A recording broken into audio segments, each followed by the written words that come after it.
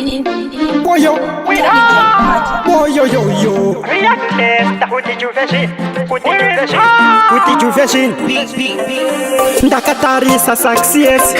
shieto chipata ni muvesi dzimwe dzavanonda kurura jesi chijuve ndicho chavadonza muresi ingori jufeshin andosvika intelligence ndinofaisashin nekumixa zvimapatani kuchinja sefashani wezvinenge zvechifini yoyoyoyo jufeshin andopinda intelligence ndinofaisashin nekumixa zvimapatani kuchinja sefashani wezvinenge zvechifini oyo tiri kufambidzana nenguva handisi kusara hope hadzina ndimaiwe saka ndimborara intelligence marekodzi wetyara pakukohwa kuti vegoditiri kuenda kwacho kunonzi hakuendeke pinda pacho panonzi hapapindike ndotoita zvavanoti hazviitike tosvika kwavanoti hakusvikike handosvika intelligence ndinofaisashin nekumixa zvimapatani kuchinja sefashani wezvinenge zvechifini yoyoyo jufeshin handopinda intelligence ndinofaisashin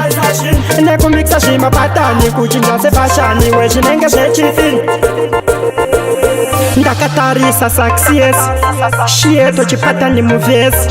dzimwe dzavanonda kurura jesi chijuve ndicho chavadonza muresi pandinopinda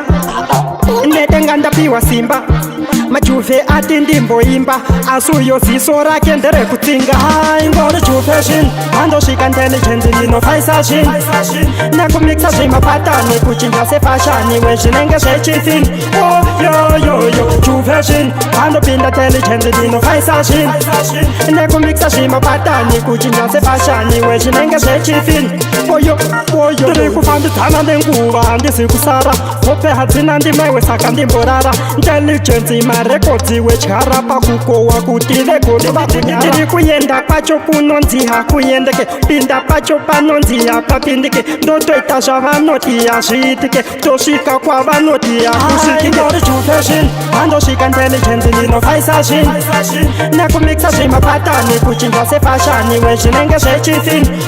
yoyoyo jufeshin handopinda intelligence ndinofaisashin nekumixa zvimapatani kuchinja sefashani wezvinenge zvechifini oyoyoyoyo